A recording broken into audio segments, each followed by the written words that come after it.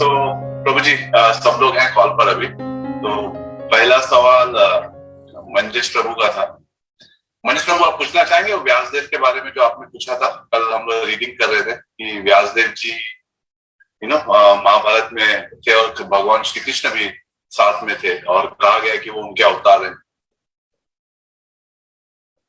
आप भी पूछ लो, लिखा हुआ आपने, नहीं तो मैं रिपीट करता हूँ। यही प्रभु जी चैप्टर 7 आई थिंक में एक बार फिर से व्यासदेव जी मतलब तात्पर्य में लिखा हुआ है यही कि व्यासदेव जी के साथ कृष्ण भगवान वहां से उठ के सब लोग भीष्म पितामह की शैया की ओर चले। और मतलब ये 2-3 बार इसमें मेंशन हुआ है इनका कि व्यासदेव जी उस टाइम प्रेजेंट थे जब ये महाभारत घटित हो रही थी। तो ये मतलब जो हमारी बचपन से अंडरस्टैंडिंग थी या जो कहीं से पता चला हमें, वो यही था कि द्वापर के अंत में व्यासदेव जी आए थे और अवतार लेकर, और उन्होंने महाभारत की पूरी संरचना करी और सब मतलब फिर सारे वेद और फिर उपनिषद पुराण और फिर महाभारत और फिर भागवतम, ये सब लिखा उन्होंने। तो व्यासदेव जी भी इमॉर्टल है, ऐसा प्रतीत होता है इससे तो, कि वो भी साथ में प्रेजेंट थे पूरे टाइम। लाइक उन्होंने, एक प्रभु जी ने कल बहुत अच्छा वो भी बताया कि उन्होंने जो संजय थे उनको उन्होंने ही मतलब वरदान दिया था वो दिव्य दृष्टि का, कि वो देख सके सब कुछ एक जगह बैठकर। तो इसका मतलब वो उस टाइम पर थे। हाँ बिल्कुल, आपका जो निष्कर्ष है, कंक्लूजन है, बिल्कुल सही है। अब इमॉर्टल्स शब्द से हम ये समझते हैं कि जो अमर हो, शायद यही समझ है हमारी। व्यासदेव जी को के संदर्भ में कहा गया है कि वो चिरंजीव है। चिरंजीव का मतलब उनकी आयु बहुत ही ज्यादा है, या ऑलमोस्ट इतनी लंबी आयु है जिसका कोई गणना नहीं कर सकता है। सोच लीजिए, हम लोग एक टाइम फ्रेम देखते हैं तो वो टाइम फ्रेम की शुरुआत से लेकर टाइम फ्रेम तक के एंड तक व्यासदेव जी की उपस्थिति हो सकती है, उसे कहते हैं चिरंजीव। तो व्यासदेव जी चिरंजीव हैं और उनका जन्म भी तो सत्यवती जो है, जो कि शंतनु महाराज की पत्नी है, और पांडव और कौरवों की जो है वो आप समझ लीजिए कि परदादी हो गई। तो व्यासदेव जी उनके पुत्र हैं। तो व्यासदेव जी की का जन्म जो है पुराणों के अनुसार वो इनसे पूर्व हुआ है, पांडव और कौरवों से पूर्व हुआ है। और पांडव और कौरवों के समय पर भी व्यासदेव जी की उपस्थिति थी, क्योंकि ऋषि मुनि भी हैं। तो या तो उसे आप समझ लीजिए कि तपश्चर्या के कारण उनकी उपस्थिति थी, किंतु ये भी समझ सकते हैं कि उस समय कम आयु में सबके विवाह भी हो जाते थे। तो 4 पीढ़ियां एक साथ होना ये कोई बहुत बड़ी बात नहीं है। 4 या 5 पीढ़ियां एक समय पर ही एक ही घर में होना ये कोई बड़ी बात नहीं मानी गई है। जैसे कि अभी 3 पीढ़ी जो है आसान है देखना, लेकिन आज से 100 वर्ष पूर्व 4 पीढ़ी बहुत आसानी से देख लेता था व्यक्ति। कि दादी भी जो है संतान उत्पत्ति कर रही हैं, मतलब वो भी डिलीवरी दे रही हैं, और जो माँ है वो भी डिलीवरी दे रही है, और माँ की बेटी भी डिलीवरी दे रही है। ऐसी संभावना थी उस समय, क्योंकि स्त्रियों की जो है, स्त्रियों का विवाह जो है और गर्भधारण जो है वो कम उम्र में हो जाता था। तो इस दृष्टिकोण से भी समझा जाए, साधारण दृष्टिकोण से भी समझा जाए, तो व्यासदेव जी का महाभारत का जब महाभारत नहीं, कुरुक्षेत्र का युद्ध हुआ था, तो उस समय व्यासदेव जी की उपस्थिति जो है वो कोई बड़ी बात नहीं है। तो चिरंजीव भी हैं, अर्थात बहुत काल तक उनका जीवन है। मान्यता यह है कि अभी भी व्यासदेव जी हैं। आज से कुछ 800 वर्ष पूर्व 700-800 से 1000 वर्ष पूर्व जो है मध्वाचार्य जी बहुत प्रमुख आचार्य हुए हैं। इतिहास में उनके बारे में बताया गया है। वह बद्रिकाश्रम जाकर व्यासदेव जी से मिले थे, उनका आशीर्वाद प्राप्त किया था। तो यह बात भी हमें समझाई गई है। तो वर्तमान काल में भी आज से करीब 800 वर्ष पूर्व यह घटना घटी है। और पांडव और कौरवों का जो समय है, मान्यता यह है कि आज से 5000 वर्ष पूर्व उनका समय काल था। तो तब भी व्यासदेव जी थे। मध्वाचार्य जी जो हैं व्यासदेव जी से मिले। तो इस प्रकार से व्यासदेव जी के बारे में समझाया गया है।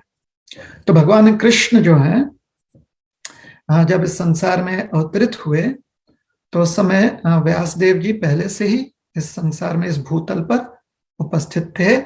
और भगवान कृष्ण जब अंतर्धान हो गए तत्पश्चात भी व्यासदेव जी जो हैं इस भूतल पर रहे हैं। ठीक है। इसका यह अर्थ नहीं है कि वो भगवान की तरह ही इमॉर्टल है या नहीं है। वैसे निष्कर्ष निकालना थोड़ा सा अयोग्य होगा कि यह सोचना अच्छा तो इसका मतलब है कि भगवान भी जो है अजर अमर हैं, तो व्यासदेव जी भी अजर अमर हैं। ऐसा निष्कर्ष निकालना इसके ये योग्य नहीं है, क्योंकि उसके लिए हमारे पास प्रमाण कम है। उसके लिए हमारे पास जो डेटा है वो कम पड़ जाता है। हमारे पास सही प्रमाण नहीं है वह सिद्ध करने के लिए। किंतु व्यासदेव जी की आयु लंबी है। भगवान कृष्ण जब यहाँ पर अवतरित हुए थे तो उस समय काल में भी व्यासदेव जी थे, और भगवान कृष्ण अंतर्धान हो गए तत्पश्चात भी, उसके बाद भी कई वर्षों तक उल्लेख आता है कि व्यासदेव जी इतिहास में जो है कुछ ना कुछ अपनी क्रियाएं व्यक्त किए हैं व्यासदेव जी। ठीक है। यस प्रभु जी, थैंक यू प्रभु जी। थैंक यू प्रभु। अगला क्वेश्चन सज्जन प्रभु जी का था।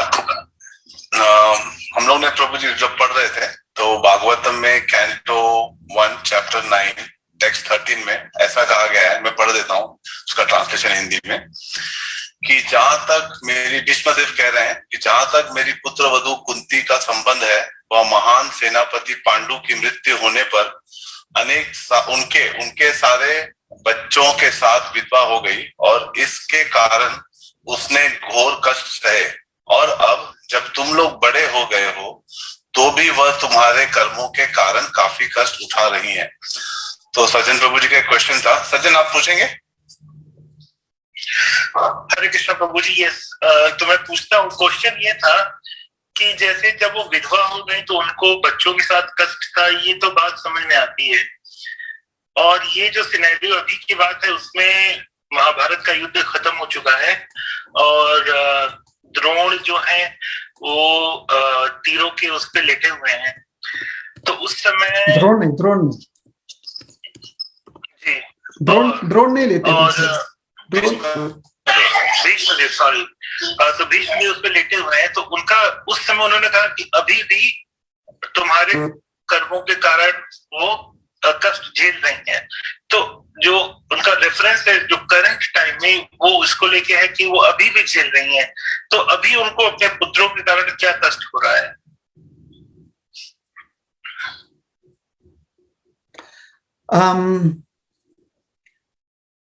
संदर्भ यह है कि भीष्मदेव कह रहे हैं कि ये जो युद्ध हुआ है ना, उस युद्ध में बहुत मानहानि हुई है। बहुत योद्धा और बहुत सारे परिवारजन जो है उस युद्ध में या तो मृत्यु हो गई उनकी, या घायल हुए हैं कुछ लोग। कुछ लोगों के बहुत सारे उनकी एक वंशावली जो है वो समाप्त हो चुकी है बहुत हद तक। तो ये सारी चीजें जो हैं वो वर्तमान की परिस्थिति है जहां पर ये जो परिवारजन वियोग जो है वह है। साथ ही साथ अभी भी ऐसा नहीं है कि जिस समय भीष्मदेव जी युधिष्ठिर महाराज को ज्ञान दे रहे हैं कि उन्हें किस प्रकार से राज्य को संभालना है, कि तब तक संकट चले गए हैं, अभी तो राज्य संभालना शुरू करना उन्हें।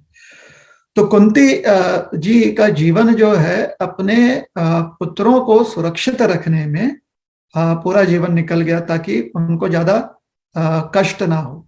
उनका वैयक्तिक रूप से जो कष्ट है वो तो अलग ही है। तो भीष्म देव का यह कहना कि अभी भी आपकी वजह से जो है उन्हें कष्ट भुगतना पड़ रहा है, उसका अर्थ यह है कि अगर अभी, जैसे युधिष्ठिर महाराज जब आए थे भीष्म जी से मिलने, तो उनके मन में बहुत संदेह था और वो बहुत दुखी थे। संदेह यह था कि राजा बनने के लिए जो कुछ करना पड़ा हमें, यह राज्य प्राप्त करने के लिए, ये जो मानहानि हुई है, कि वॉज इट वर्थ इट, ये सब ठीक हुआ या नहीं हुआ। तो मन में यह संदेह है। और दूसरी बात, वह अपने आप को सब चीज का कारण समझ रहे थे, तो उस वजह से थोड़े से थोड़ा उनका मन दुखी था या मन संकुचित था। और बाकी पांडव जो हैं उसकी वजह से थोड़े से वो भी कह सकते हैं कि उनका मन भी जो है थोड़ा विचलित था। इसलिए भगवान कृष्ण जो है युधिष्ठिर महाराज को ले गए थे भीष्मदेव से ज्ञान प्राप्त करने के लिए। महाराज युधिष्ठिर जो है भीष्मदेव की हर बात जो है अच्छे से उसे स्वीकारते थे। तो भीष्मदेव का पूरा वो उपदेश जो युधिष्ठिर महाराज को उपदेश दे रहे हैं भागवतम में, उसका पूरा निचोड़ यह है कि युधिष्ठिर महाराज स्वयं को दोषी ना समझें और लोक कल्याण या लोक हित में राज सिंहासन पर विराजमान होकर राजकरण करें या शासन करें। तो इसलिए भीष्म देव जी समझा रहे हैं कि भले ही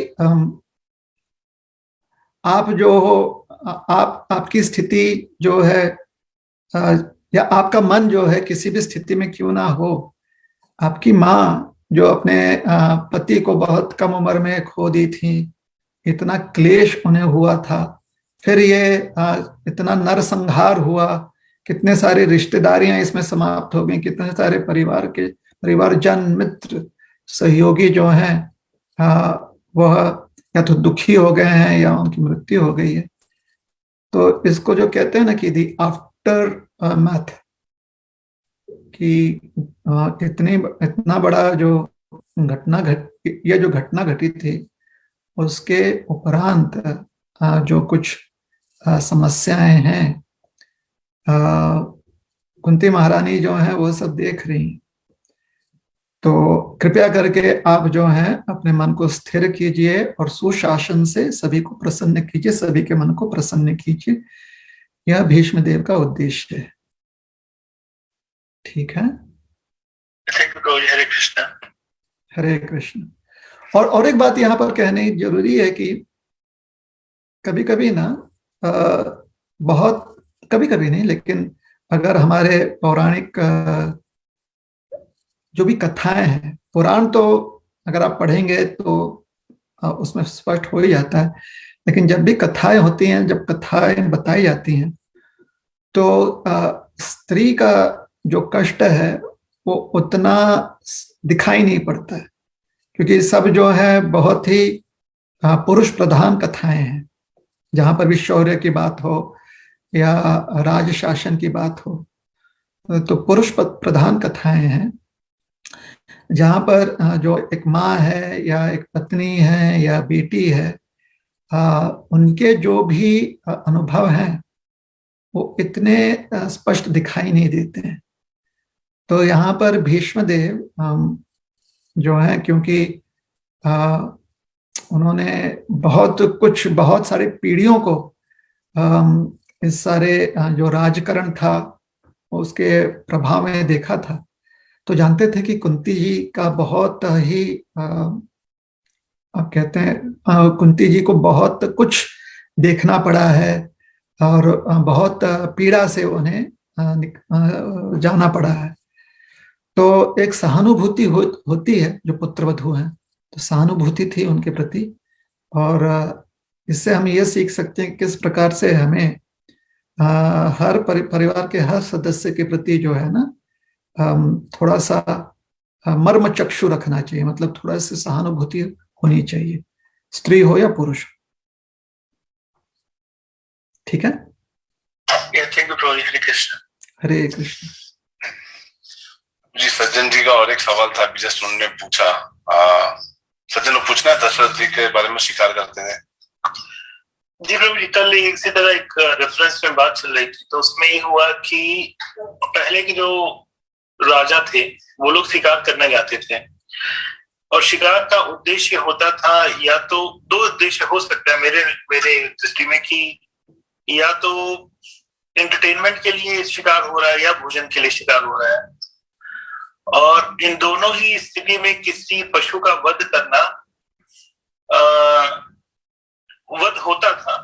तो महाराज दशरथ के बारे में हमने पढ़ा है कि वो शिकार करने जाते थे, और अगर वो भोजन के लिए या एंटरटेनमेंट के लिए शिकार करते थे, उसके बावजूद भगवान उनके यहाँ पुत्र रूप में अवतरित होते हैं।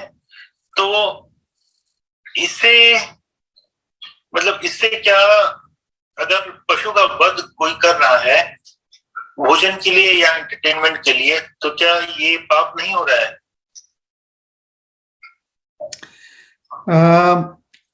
किसी भी प्राणी के प्राण हर लेना, किसी भी कहीं पर भी जीवन का अनावश्यक अंत कर देना या अयोग्य अंत कर देना, ये निश्चित रूप से माननीय नहीं है। तो शास्त्रों में हम शायद ऐसे कृत्य को पाप शब्द से संबोधित कर सकते हैं। कहने का अर्थ है कि ये माननीय, एकदम माननीय नहीं है। तो अगर शास्त्र का यह नियम देखा जाए तो उसके उस दृष्टिकोण से हमें अपने मुंह पर जो है मास्क हमेशा रखना चाहिए, नाक पर रखना चाहिए, भोजन पकाना नहीं चाहिए हमें, और हमारे शरीर में अगर किसी भी प्रकार के कीटाणु आ जाए, वास करने लगे और हमें परेशान करें, तो फिर उन्हें मारने का प्रयास नहीं करना चाहिए, है ना। तो इसका अर्थ यह निकल सकता है। किंतु हर प्राणी के पास यह उसे सुविधा दी गई है कि अपनी रक्षा में अगर उसे अपने जीवन को बचाना है, तो उस प्रयास में अगर किसी और के जीवन का अंत हो जाता है, वही एक रास्ता है, तो फिर वह स्वीकारनीय है। तो यह जानते हुए अगर भोजन, अच्छा क्यों हमने कहा कि भोजन जो है पका नहीं सकते, क्योंकि आग जब जलाते हैं तो उसमें बहुत सारे कीटाणु मरते हैं ना आग में।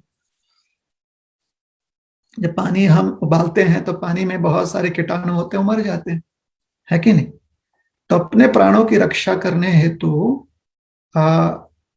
आवश्यकता अनुसार अगर किसी और के जीवन में कुछ आपत्ति आ जाती है तो उसे स्वीकारनीय माना गया है, किंतु वह छूट नहीं दी गई है अपने प्राणों को अगर सुरक्षित रखने के लिए। किंतु क्योंकि जीवन में ऐसा करने से अनायास, मतलब कॉन्शियसली और अनकॉन्शियसली, जानते हुए अनजाने में हमसे बहुत सारे ऐसे दुर्घटनाएं घट जाती हैं जिसको हम अपराध मान सकते हैं, या बहुत सारे जंतुओं को हम मार देते हैं। इसलिए प्रायश्चित करना बहुत आवश्यक है। अब प्रायश्चित पूर्व काल अगर आप पढ़ेंगे पुराणों को और इतिहास को, विशेष करके जो पुराण है, क्योंकि पुराणों में ही तो उदाहरण दिए गए हैं, तो उसमें अगर हम पढ़ेंगे तो पता चलता है कि एक जीवन का समय ऐसा होता है जहां पर आपको सब कुछ त्याग करके बड़ा ही विरक्त बनकर रहना है, जहां पर आपके खान पान, सोना, उठना बैठना, इस पर बहुत ध्यान से जितनी जरूरी है उतना ही काम करना है। अनावश्यक काम नहीं करना, मतलब अपने आप को, अपने प्राणों को बचाए रखने के लिए जितना मिनिमम करना है, न्यूनतम करना उतना ही करने की बात कही गई है। उसे कहते हैं वैराग्य का जीवन, जो सभी के लिए, सभी को जो है प्रेरित किया जाता है कि जब आपकी उम्र जो, जब आप रिटायर हो जाओ, रिटायरमेंट की उम्र हो जाए, तो उस समय आपने ऐसा करना चाहिए, क्योंकि उस समय फिर प्रायश्चित कर सकते हैं। तो प्रायश्चित करने के अलग अलग तपश्चर्या बताए गए हैं कि आप सिर्फ सूखे फलों पर जीवित रहें, या फिर जल पर खाली जीवित, जल पीते हुए, वो भी उबाला हुआ नहीं, जैसे आपको मिलता है नदी सरोवर या कुएं में, उसी जल को पीकर आप तपश्चर्या करें। ऐसे ऐसे बातें की गई हैं। या फिर और कुछ योग साधना द्वारा आप ऐसे कुछ क्रियाएं कर लें जिससे कि आप अलग अलग प्रकार से आप जीवित रह सकते हो, मात्र श्वास लेकर ही, या फिर सिर्फ सूरज की किरणों से आप ऊर्जा प्राप्त करके, इत्यादि इत्यादि बताया गया है शास्त्र में कि ऐसे ऐसे प्रणालियां हैं। तो ये सब का सार यह है कि जब तक आप एक व्यवहारिक जीवन बिता रहे हो तो उसमें कम से कम दूसरों को परेशानी होनी चाहिए, और आपका व्यवहारिक जीवन एक समय आपको त्याग कर पूरी तरह से वैराग्य का जीवन अपनाना चाहिए। उस समय आपको अपने खाने पीने पर बहुत ध्यान देना चाहिए, ताकि अनावश्यक अन्य जीव जंतुओं को तकलीफ ना हो। तो ये प्रिंसिपल दिया गया है, यह सिद्धांत हमें समझाया गया है। अब अगर किसी एक समाज में जो कि मुख्यतर जो है उसमें मानव रहते हैं, और अन्य प्राणी भी जो पालतू होते हैं ना, जिनका पालन किया जा सकता है, जिसे पशुपालन कहते हैं, ऐसे प्राणियों के सहित जब मानव रहता है तो उनकी सुरक्षा की जिम्मेदारियां जो है समाज के अलग अलग वर्ग को दिया जा सकता है। वह प्रत्येक समाज अपने लिए निर्धारित करता है कि क्या हमारे समाज में किस किस वर्ग में कौन कौन व्यक्ति क्या क्या योगदान देगा, ताकि सामाजिक रूप से हम सुरक्षित रह सके। तो ऐसे ही एक सामाजिक ढांचे में राजा या फिर राज परिवार या फिर जो सैनिक होते हैं, इस वर्ग के लोगों के लिए स्थान दिया गया है, क्योंकि ये जो वर्ग है वो उस समाज को सुरक्षित रखता है जिसमें मानव भी हैं, और जिन पशुओं को पाला जाता है वो पशु भी हैं। तो उन सबको सुरक्षित रखने के लिए ये जो वर्ग है, जो सेनानी वर्ग है, या जो आपको सुरक्षा प्रदान करता है, जो सुरक्षा बल वर्ग है, सुरक्षा प्रदान करने वाला वर्ग है, वो आपकी रक्षा करने के लिए अपनी तैयारी में, सामने वाला अगर आप पर प्रहार करता है, चाहे वो जंगली प्राणी हो, जंगली जानवर हो, या अन्य समाज के कुछ मानव हो, अगर आपके समाज पर वो आक्रमण करते हैं तो उन्हें एक प्रत्युत्तर देने की उनकी तैयारी होनी चाहिए, जिसको हम बोलते हैं कि वो मिलिट्री ट्रेनिंग लेते हैं। तो मिलिट्री ट्रेनिंग का जो एक अंश होता है पूर्व काल में, अभी वो आवश्यक नहीं है क्योंकि अभी हमारे पास अलग अलग साधन और हैं, लेकिन उस काल में जब महाराज दशरथ इत्यादि राजा हुआ करते थे, तो उस समय जो यह वर्ग था, जिन्हें कभी कभी क्षत्रिय वर्ग कहा जाता था, इस वर्ग को उनके उनके लेवल के अनुसार, उनका उनका जो पोजीशन है, कि मैनेजर हैं, कि सीटीओ हैं, कि सीनियर ऑफिसर हैं, ऐसे आज के टर्मिनोलॉजी यूज कर रहे हैं, तो उस समय अलग अलग वर्ग हुआ करता था। तो उनके उनके वर्ग अनुसार उनकी ट्रेनिंग होती थी, और जो राजा की ट्रेनिंग होती थी कि उसके बाण सही जगह पर लगे। देखिए, आप किसी पुतला पर बाण चलाएं और किसी जो चलित, जो आपका एक ऑब्जेक्ट हो, उस पर आप बाण चलाएं अपने धनुष से, तो दोनों में अंतर होता था। तो ऐसे ही कुछ चलित जो ऑब्जेक्टिव्स होते थे, मतलब जो कि मोबाइल ऑब्जेक्टिव्स होते थे, उनमें आते थे जंगली प्राणी। तो उनमें से कुछ जंगली प्राणी जो होते थे वो ऐसे होते थे जो कि समाज के ऊपर आक्रमण कर सकते थे, जिसको आदमखोर कहते हैं ना, वो। और ऐसे कुछ जंगली प्राणी होते थे जैसे कि हिरन जो बहुत चपल होते थे, इसलिए अगर उनको लेकर अगर प्रैक्टिस किया जाए तो इनका जो हाथ है या इनकी जो कला है वो और तीक्ष्ण हो जाती थी, शार्प हो जाते थे। तो उस समय ऐसी व्यवस्था थी जहां पर वो शिकार पर जाते थे और अपने इस युद्ध कला को, या तीरंदाजी कहिए या फिर भालेबाजी कहिए, इसका प्रयोग करते थे। या तो जो आदमखोर हैं और जो समाज के लिए दुष्ट हो चुके हैं, समाज के लिए खतरनाक हो चुके हैं, ऐसे प्राणियों का शिकार करें, या फिर हिरन आदि प्राणियों का शिकार करें ताकि उनके हाथ की चपलता जो है बनी रहे। अब उसमें भी उन्हें शिकार जब करने जाते हैं तो उन्हें अनुमति लेनी थी, अपने मनानुसार नहीं कर सकते थे। सब कुछ जो है एक व्यवस्था के अनुसार होता था, ताकि किसी प्रकार का कंट्रोल रहे, एक प्रकार से नियंत्रण रहे और ऑडिटिंग हो उसका। तो बकायदा। हरे कृष्ण, ये क्या हुआ?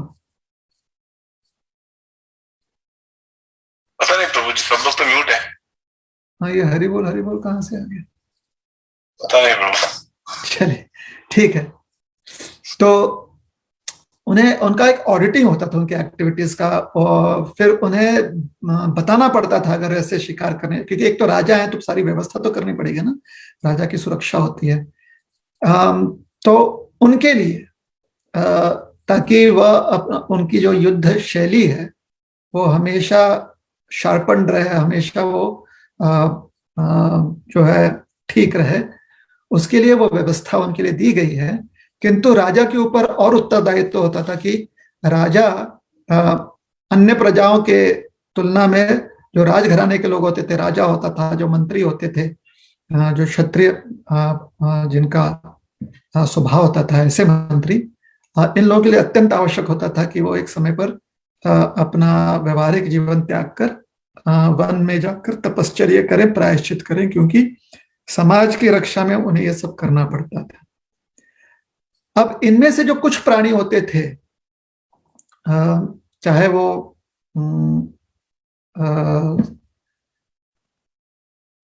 हिरण हो या फिर शेर हो इत्यादि, जिनका भी प्रयोग किया जा सकता था यज्ञ में, ऐसे प्राणियों को लाया जाता था ताकि यज्ञ में उनका प्रयोग किया जाए। और उन प्राणियों को ऐसे मान्यता थी कि ऐसे यज्ञ में जब ऐसे प्राणी देखा जाता था कि वो यज्ञ में चढ़ाने योग्य हैं या नहीं, तो यज्ञ में उन्हें चढ़ाया जाता था।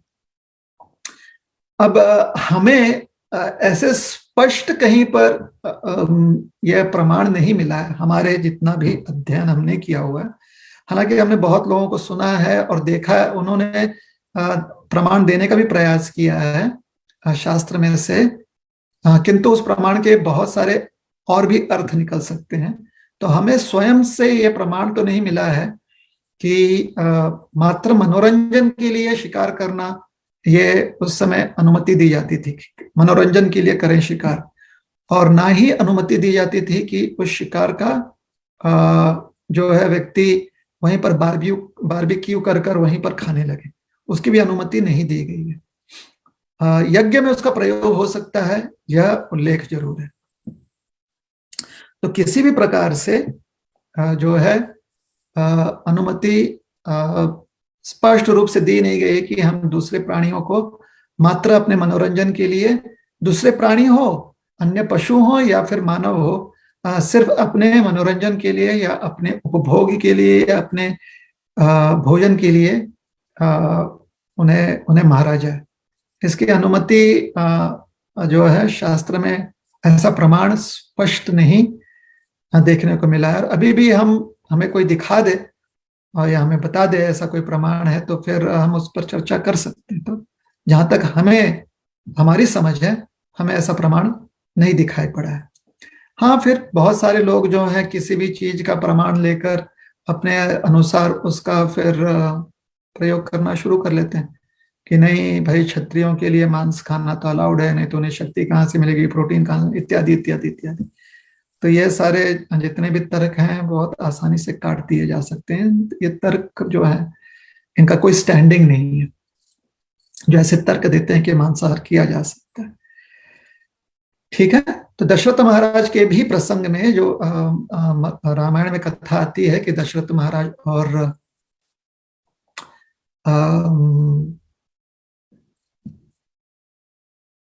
क्या नाम है उनका, श्रवण कुमार और दशरथ महाराज का जो प्रसंग आता है उसमें भी वो मनोरंजन करने नहीं गए थे। वो एक राजकुमार थे उस समय और अनुमति प्रदान करके, अनुमति का अर्थ होता है कि जब वो शिकार पर निकलते हैं तो बकायदा एक यज्ञ किया जाता है, आरती की जाती है, ब्राह्मणों का आशीर्वाद लिया जाता है। मतलब उस समय जो भी गुरुजन होते हैं आशीर्वाद लिया जाता है और प्रजा को पता है कि वो शिकार के लिए जा रहे हैं। तो तैयारी की जाती है कि अगर कोई प्राणी लाया जाए यज्ञ में जिसको समर्पित किया जा सकता है तो उसकी तैयारी की जाती है। ऐसे नहीं कि व्हाट्सएप कर दिया, या उस समय व्हाट्सएप तो नहीं किया जा सकता था, लेकिन ऐसे नहीं कि कानों कान किसी को बोल दिया अपने मित्र को चलो आज शिकार पर निकलते हो, निकल जाए, ये ऐसे नहीं होता था। ठीक है जी प्रभु जी, थैंक यू। अच्छा, और एक बात उस संदर्भ में कि अगर यह कहना कि उस समय ये किया जाता था और लोग खाते भी थे, उसका मांस खाना है इसलिए शिकार पर जाते थे, हाँ, तो उस समय जो है और भी तो बहुत सारी बातें की जाती थी। जैसे कि आदमी जो है जाकर 50 वर्ष 100 वर्ष तपश्चर्या करता था, एक पैर पे खड़ा रहता था, ये भी बात की गई है। तो आज के समय पर अगर वो प्रमाण देकर हमारे जो भी कृत्य हैं उसको हमें एक मान्यता दिलवानी है तो हमारी तैयारी तपश्चर्या करने की भी होनी चाहिए कि जाकर हम 100 वर्षों तक तपस्या भी करेंगे, कि वो भी तो काम किया जाता था। सिर्फ उन्हीं चीजों को क्यों हम स्वीकारते हैं जिससे कि हमारे कुछ आदतों को मान्यता मिले, है ना? वो सही नहीं होगा। Thank you. हरे कृष्णा। हरे कृष्ण। ये दूसरी बात, और एक बात याद आ गई। तीसरी बात, हर समाज अपने अपने समय अनुसार यह निर्धारित करता है कि उनके समाज में कौन से नियम लागू होंगे। हर समाज ये निर्धारित करता है। ठीक है, तो जहां तक हमें पता है भारत में या भारत में खास करके शिकार करने की अनुमति शायद नहीं है। जहां तक हमारा पता है कि हमारे संविधान में, हमारे जो कॉन्स्टिट्यूशनल राइट्स हैं उसमें शिकार करने की अनुमति शायद नहीं है। और खाली अगर कोई आदमखोर जानवर हो जाता है तो फिर शिकारी को बुलाया जाता है। यहां पर शायद नियम थोड़ा सा अलग है। यूएसए में कुछ प्राणियों को कि शिकार करने की अनुमति दी गई है, अन्य प्राणियों की नहीं है। तो हर समाज निर्धारित करता है अपने लिए कि किन नियमों से बद्ध होकर वो कार्य करते हैं। थैंक यू प्रभु जी। हरे कृष्णा। हरे कृष्ण। प्रभु जी, अगला सवाल मनी प्रभु जी का था। मनी, आप हो कॉल पर? हाँ भैया हूँ। हाँ, तो आपको प्रश्न पूछ सकते हैं कि धर्मराज युधिष्ठिर स्वर्ग गए और बाकी लोग नहीं गए, आपने सुना है, तो ये सही है कि नहीं? राइट? गुरु जी दंडवत प्रणाम। दंडवत। 2-3 क्वेश्चन है मेरे, एक ही नहीं है भैया, एक ही का। पहला क्वेश्चन ये है कि ऐसे ही किसी से तर्क हो रहा था, तो जैसे अब हमारे सनातन धर्म के अनुसार हमारा जब जीवात्मा शरीर छोड़ देता है तो नए शरीर में प्रवेश कर जाता है।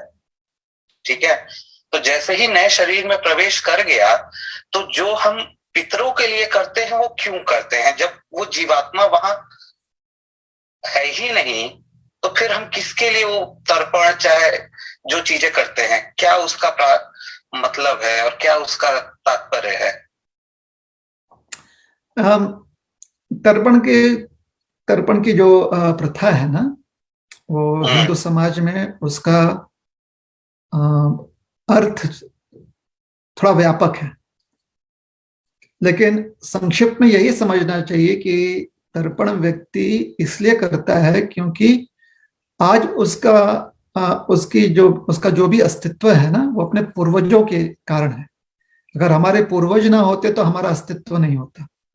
जिसे हम डीएनए कहते हैं या हमारा जेनेटिक फ्रेमवर्क कहते हैं, वो पूर्वजों से ही प्राप्त हुआ है ना। उनके ही जेनेटिक मटेरियल जो है अलग अलग प्रमाणों में हमें आए हैं ना। तो आज भी हमारे पूर्वज जो हैं इस रूप में हमारे साथ उपस्थित है। जैसे कि हमारा जो रूप रेखा है, जो रूप है, स्वरूप है, जैसे हमारी नाक हो या हमारे ओठ हो, इसका जो बनावट है, इसकी जो बनावट है, वो हमारे पूर्वजों की जो बनावट थी उससे ही आई हुई है। तो कुछ हद तक, मतलब 2 पीढ़ी पकड़ लीजिए, वैसे तो माना जाता है कि कम से कम 7 पीढ़ी, इसलिए कभी कभी विवाह के इसमें कहते हैं कि 7 जन्म, कि 7 पीढ़ी तक जो है जो जेनेटिक फ्रेमवर्क होता है, जो पूर्वजों का हमारे अस्तित्व में योगदान होता है, वो रह जाता है। इसको आप मैथमेटिकली भी कैलकुलेट कर सकते हैं तो हो जाएगा, समझ में आ जाएगी ये बात कि कितना जेनेटिक मटेरियल जो है हर पीढ़ी से हमें प्राप्त होती है। तो जब हम तर्पण करते हैं तो उस समय हम इस बात को स्वीकारते हैं कि हमारा आज का अस्तित्व हमारे पूर्वजों की वजह से है, और इसलिए हम उनके प्रति अपनी श्रद्धा या अपना जो क्या कहते हैं उसे, ग्रैटिट्यूड जो है उनके प्रति व्यक्त करते हैं तर्पण के माध्यम से। जैसे आजकल भी लोग कहते हैं ना कि किसी का बहुत आप पर किसी ने आपके लिए बहुत कुछ किया है, तो आप आज भी उनके लिए, उनके स्मरण में या उनको याद करके कुछ काम करते हैं। तो हमारे यहाँ प्रथा वो है कि हमारा कर्तव्य होता है कि हम उनके ऋण को स्वीकारें। हम जिस प्रकार से बोलते हैं, हमारी भाषा, हमारा जो समाज है, हमारे जो बंधु, जो भी बांधव हैं, जितने भी भगिनी बांधव हैं, जो भी भाई बहन हैं, जो भी रिश्तेदारियां, ये सब हमारे पूर्वजों के कारण है, हमारे दादाओं के कारण है, परदादा के कारण है, उनसे हमें ये प्राप्त हुई है। तो ये एक तर्पण जो है एक माध्यम है कि हम अपना ग्रैटिट्यूड जो है उन्हें व्यक्त कर सकें। और भी जैसे हमने कहा बहुत व्यापक है, थोड़ा सा इसमें कुछ और भी ऋण जो हम पर होता है उसके प्रति भी हमारा उत्तरदायित्व दिखाने हेतु या करने हेतु हम तर्पण श्राद्ध करते हैं।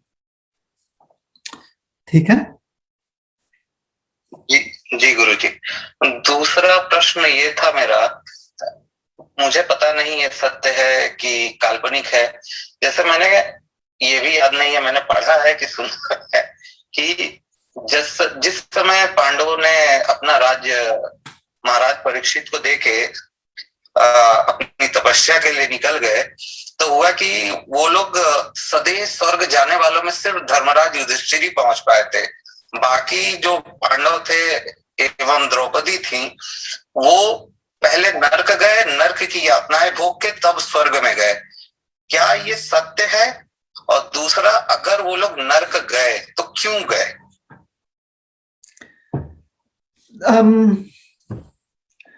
वो नर्क गए, इससे परेशानी क्या है? अगर प्रश्न परेशानी नहीं है गुरुजी, प्रश्न ये है कि अगर वो धर्म के साथ थे, हाँ, धर्म परायण थे, तो जो व्यक्ति धर्म परायण होता है वो नर्क कैसे जा सकता है? और बोलने के लिए तो धर्मराज युधिष्ठिर ने भी झूठ बोला था जिस समय गुरु द्रोणाचार्य का वध हुआ था, उन्होंने ही कहा था हाँ अश्वत्थामा मारा गया। तो मैं महाराज युधिष्ठिर उस समय ऐसे स्पष्ट झूठ नहीं बोले थे, उन्होंने सच पूरी तरह से, सच ऐसे बोला था कि सामने वाले को सच सुनाई ना दे, ऐसे कह सकते हैं। अच्छा। तो युधिष्ठिर, हाँ, महाभारत में जो महाभारत का जो ग्रंथ है ना, महाभारत, उसमें, अगर आपको बुरा ना लगे तो मैं एक बात बोलूं। हाँ बोलिए। जैसे मैंने भैया ने बोला युधिष्ठिर जी ने झूठ बोला था, युधिष्ठिर जी ने झूठ कभी नहीं बोला। वो जब बोल रहे थे अश्वत्थामा मरो नरो या कुंजरो, कुंजरों पे कृष्ण भगवान ने शंख बजा दिया जिससे कि कोई सुन ना पाए। बट ये मेरे में कितना सही है मुझे मालूम नहीं, बट मैंने कहा मैं बोल देती हूँ। हाँ, तो फिर सामने वाला ये भी तो कह सकता है कि बाद में बोल सकते थे, भाई देखो ये शंख बज गया, क्या उन्हें पता नहीं। देखिए, अगर कोई तर्क करना चाहता है तो फिर उसे कुतर्क बनाने में ज्यादा समय नहीं लगता है ना। तो इसलिए हम, जो आप कह रहे हो बात बिल्कुल बात सही है, और उसके ऊपर कोई ज्यादा चर्चा करने की आवश्यकता भी नहीं, क्योंकि महाभारत में अगर पढ़ लेंगे तो उसमें स्पष्ट ये बात लिखी हुई है कि युधिष्ठिर महाराज ने कहा, तो वो बात जो है पूरी तरह से द्रोणाचार्य जी सुने नहीं या सुन नहीं पाए। दोनों ही चीज हो सकता है। द्रोणाचार्य जी भी तो कैसे, कभी कभी फोन पर हमें किसी की बात सुनाई नहीं देती है तो हम बोलते हैं ना, अरे थोड़ा सा फिर से बताना, वो सुनाई नहीं पड़ा। तो द्रोणाचार्य जी ने भी तो ऐसा नहीं कहा ना कि अरे नहीं हम ठीक से सुन नहीं पाए और एक बार कहो। तो रणनीति या फिर राजनीति ये अलग एक विषय है। तो युधिष्ठिर महाराज ने जो कहा वो द्रोणाचार्य जी ने पूरी तरह से सुना नहीं। अब उसकी वजह से युधिष्ठिर महाराज को स्वर्ग जाना चाहिए नहीं जाना चाहिए ये तो हम निर्धारित नहीं कर सकते। जो निर्धारित करते हैं वो जो है या तो स्वर्ग भेजते हैं या नरक भेजते हैं। अब महाभारत जो ग्रंथ है उसमें व्यासदेव जी हर व्यक्ति के लिए सतमार्ग पर चलने का क्या क्या प्रमाण है, या सतमार्ग पर चलने के लिए, सतमार्ग पर रहने के लिए क्या क्या आपको करना चाहिए वो समझाते हैं। और जो गलत मार्ग है, कुमार्ग है, उससे बचने के लिए आपको कितना सतर्क रहना चाहिए, कथाओं के माध्यम से या ऐतिहासिक घटनाओं के माध्यम से व्यासदेव जी समझा रहे हैं। ये महाभारत ग्रंथ है। तो अगर पांडवों में से भीम, अर्जुन, नकुल और सहदेव नरक गए तो व्यासदेव जी यह समझाना चाहते हैं कि देखो, इनके जितना प्रामाणिक व्यक्ति अगर जाने में अनजाने में अपने पूरे जीवन काल में ये गलती कर देता है जो कि एकमात्र उसकी गलती हो सकती है, तो उसके लिए भी उसे कर्मफल भुगतना पड़ता है। तो अगर कोई व्यक्ति उनकी तरह प्रामाणिक ना हो और व्यक्ति जो है अप्रामाणिक रहे, व्यक्ति जो है धूर्त बन जाए, तो उसे तो बहुत ज्यादा तकलीफ होगी। तो यह बात सिद्ध करने के लिए व्यासदेव जी ग्रंथ में उतना ही उदाहरण देते हैं। ऐसा नहीं कि वो अनंत काल तक नरक में रहे, ऐसे व्यासदेव जी कह रहे हैं, खाली कहते हैं कि वो नरक गए, ताकि हम जैसे साधारण जन समुदाय जो है दो चीज समझ जाए। एक, हमें इन पांडवों की तरह प्रामाणिक बनना चाहिए, और दो, हमसे वह गलती नहीं होनी चाहिए जो उनसे गलतियां हो गई, ताकि हमारी प्रामाणिकता में कोई एक भी धब्बा या दाग ना लगे। तो यह सिखाते हैं व्यासदेव जी। यह बात पांडव भी सीख सकते थे, पांडवों के समय पर भी कोई जो है शायद सीख दिया होगा, लेकिन हम जानते हैं कि मानवीय जीवन में हमारे पास हमेशा संधि यह रहती है कि अच्छे सीख मिलने पर भी कभी कभी व्यक्ति जो है किन्हीं कारणों की वजह से ऐसा कार्य कर देता है जिसका कर्मफल उसे दुख पहुंचाएगा। तो यह भी बात सिद्ध है। तो हमें इस बात को पकड़ के नहीं रहना चाहिए कि अच्छा यह व्यक्ति इतना अच्छा होने पर भी उसे नरक भेजा गया। वो सीख नहीं लेनी चाहिए हमें। हमें सीख ये लेनी चाहिए कि इतना प्रामाणिक होने पर भी अगर गलती होती है तो उस गलती का कर्मफल हमें भुगतना ही पड़ेगा। इसलिए हमारे जीवन में हमें बहुत प्रामाणिक रहने का प्रयास करना चाहिए, और एक ही जीवन काल में अगर अच्छे से हम प्रामाणिक रहेंगे तो हमें सदगति प्राप्त हो जाएगी। तो मुश्किल से 60, 70, 80, 100 वर्ष का जीवन है, 100 वर्ष के जीवन जो है ठीक से जी तो सदगति प्राप्त हो जाएगी। तो यह हमें सीख लेनी चाहिए। और क्योंकि पांडवों की कहानी बताई गई है या यह समझाया गया है कि वो भगवान कृष्ण से उपदेश ग्रहण किए थे या भगवान के भक्त थे, अब वो सब उनकी जो उपाधि है उसको देखते हुए हमें यह विचार नहीं करना चाहिए कि अच्छा अब हमारा एक्सपेक्टेशन ये है कि आपसे कोई गलती ना हो। इस प्रकार का हमें उनसे एक्सपेक्टेशन नहीं रखना चाहिए।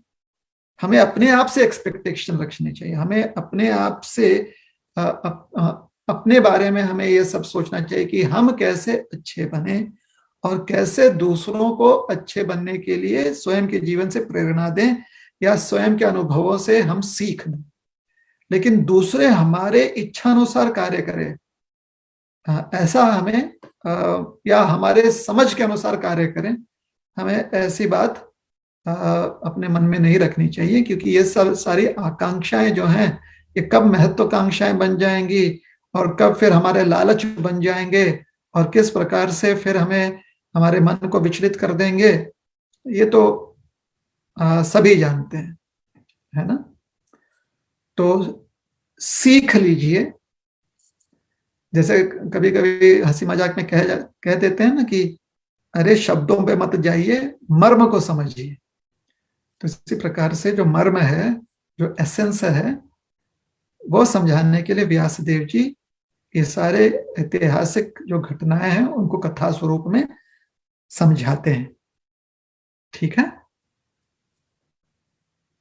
जी गुरु जी। और एक और छोटा सा प्रश्न है, ये आपसे बहुत बार पूछा जा चुका है। जैसे मैं चाहे रामचरितमानस पढ़ें, चाहे श्रीमद् भागवत पढ़ें, चाहे जो भी पुराण पढ़ें, उसमें एक ही चीज आता है कि जो भी संभव है वो सिर्फ भक्ति के द्वारा ही संभव है। जो भी भगवान को पाने का जो भी रास्ता है सिर्फ भक्ति से है। तो अगर सारा ही मार्ग भक्ति से है तो फिर ये जितने भी हमारे पूजा पाठ हवन जाप हैं, इसका तात्पर्य क्या है? इसका एक तरह से क्यों किया जा रहा है? अगर सारी ही चीज खाली भगवान का नाम लेने से ही प्राप्त हो जा रहा है तो फिर पूजा पाठ क्यों किया जाता है? ये सारी चीजें खाली पूजा पाठ ही नहीं, अन्य भी जो भी आपके मन में आ जाए, अलग अलग स्वरूप में जो भी क्रियाएं की जाती हैं, ये सब साधन है। भगवान के भक्ति का अर्थ सिर्फ ये नहीं होता है कि खाली आप कीर्तन करें या सिर्फ आप मग्न होकर झूमें। भक्ति की ये बहुत ही कह सकते हैं आप एक संकुचित परिभाषा है, बहुत ही एक नैरो अंडरस्टैंडिंग है। भक्ति अर्थात वह कार्य जिससे कि आप भगवान जो कि हमारे प्रिय हैं उनके लिए आप कर्म करें और वो कर्म करते हुए आपको भी आनंद मिले, उसे कहते हैं भक्ति।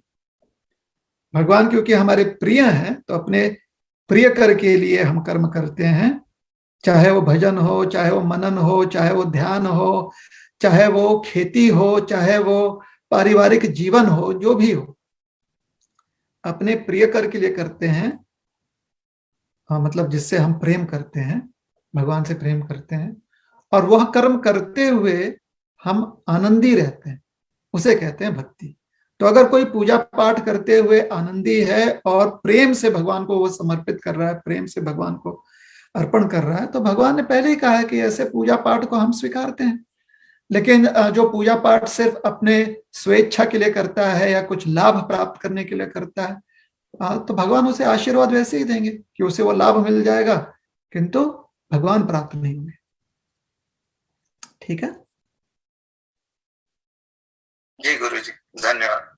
हरे कृष्ण।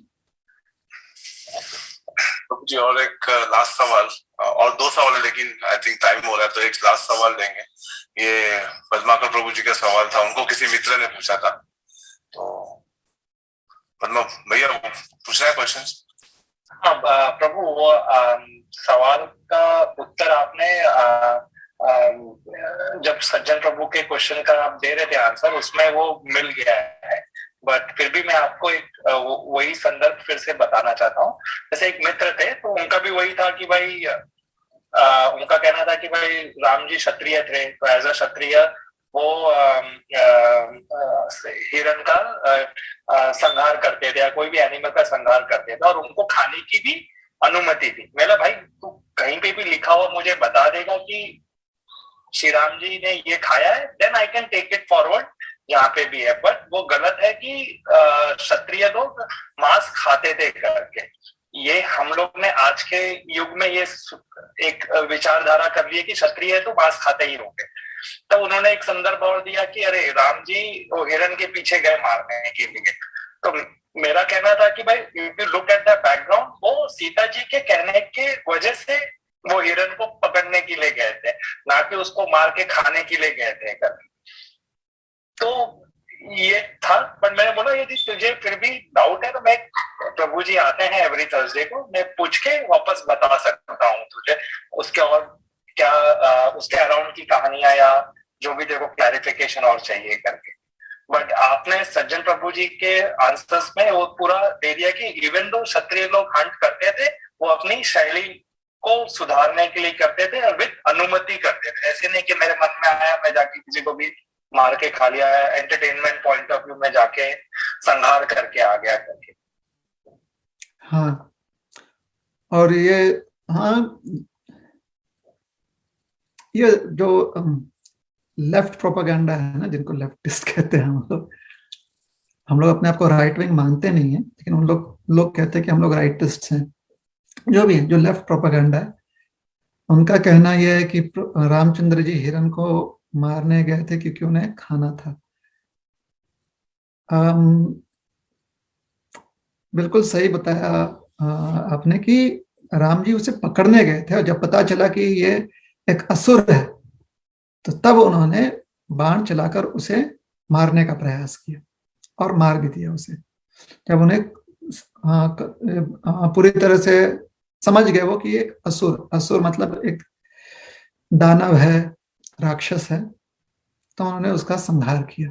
अन्यथा पकड़ने गए थे, और हिरण को पकड़ने के पीछे बहुत सारे कारण होते हैं, और क्षत्रियों के लिए कि कैसे वो जंगल की किसी प्राणी को पकड़ सकते हैं उसके लिए भी अलग अलग नियमावली दिए गए। तो कोई उन्होंने नियम भंग नहीं किया था। और जैसा हमने कहा, उस समय के जो भी उस समय के जो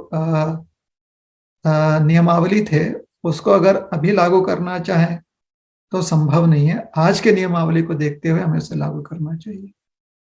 उस समय भी एक बात स्पष्ट थी कि मांसाहार जो है उससे हमारी बुद्धि भ्रष्ट होती है और हमारी चेतना भ्रष्ट होती है। आज भी वो नियम जो है हमारे जो धर्माधिकारी लोग हैं उन्होंने समझाया कि वो हमारे लिए अनुचित है मांसाहार। तो ये नियम उस समय भी था, अभी भी है। लेकिन किसी को लगता है कि नहीं, हमें भी जो है शिकार करने का, इसलिए क्योंकि हम क्षत्रिय परिवार में जन्म लिए हैं तो करने की अनुमति है, तो वो अनुमति नहीं है। ना ही हमारा, आप किस देश में रहते, राष्ट्र में रहते, उसके हिसाब से भारत में अगर आप रहते हैं तो हमें नहीं लगता कि वहां पर ऐसी अनुमति किसी के लिए भी है। हमारा संविधान या परमिशन नहीं देता है। और अगर कहीं पर देता है तो उसके लिए फिर आपके पास वो सारे लाइसेंस होना और जो भी उनके नियमावली दी गई है उसके पालन करना आवश्यक है। मनोरंजन के लिए और भोजन के लिए किसी की भी हत्या करना ये सही नहीं माना गया। कम से कम हिंदू धर्म में सही नहीं माना गया, हमारे सनातन संस्कृति में सही नहीं माना गया।